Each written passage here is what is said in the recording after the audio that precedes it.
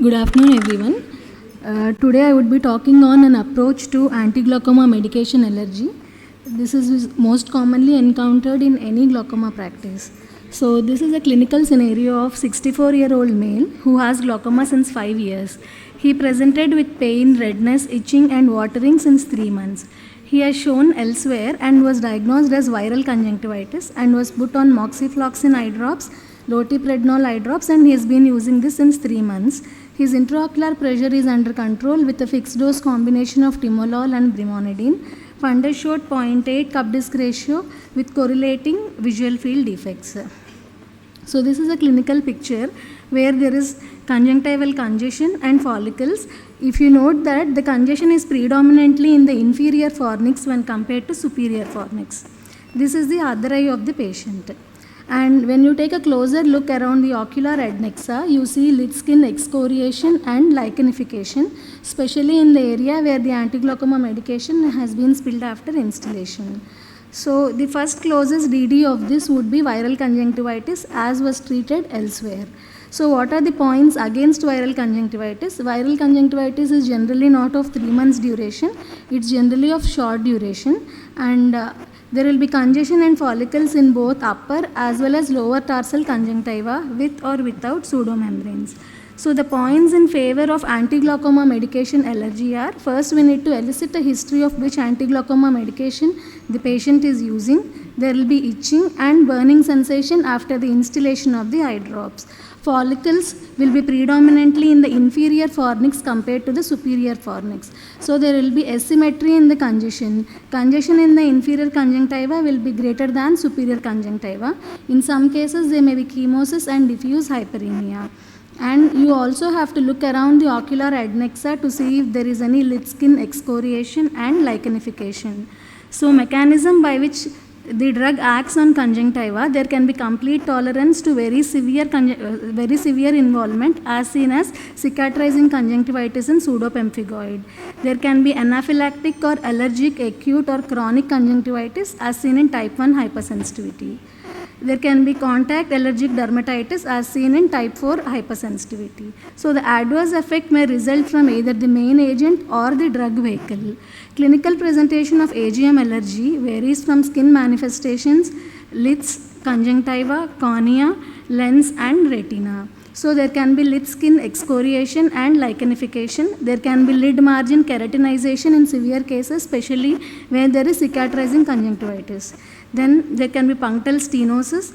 There can be non-specific conjunctival hyperemia, follicular reaction, and in severe cases as in cicatrization, you can see subconjunctival fibrosis, phoneal shortening, symblepharon, zipper-like scarring, ankyloblepharon with keratinization.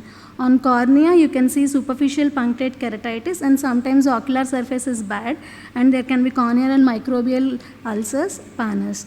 So the management mainly is two-pronged. One, you have to treat the adverse effects and also control the intraocular pressure. So first we have to identify the offending drug.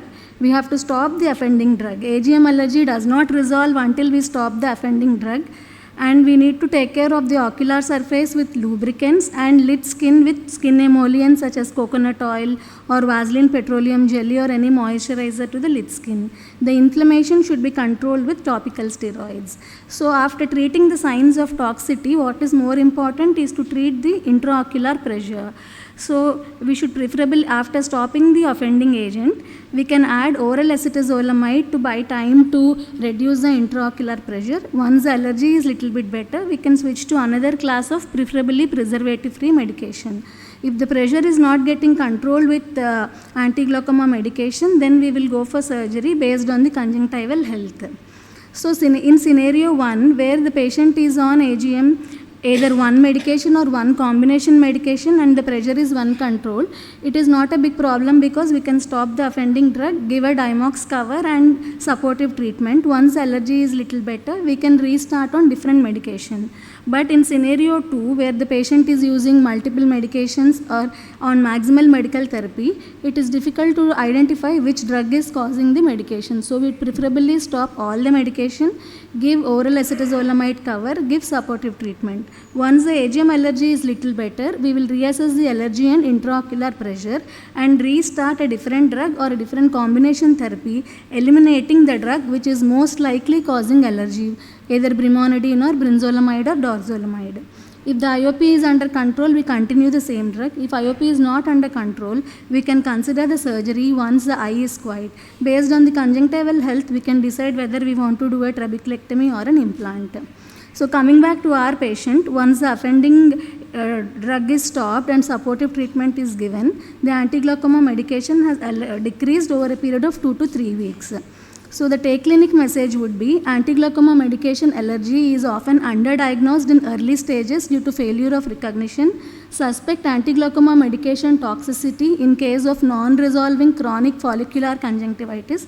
A careful drug history and clinical evaluation aid in diagnosis. Stopping the offending drug is mandatory.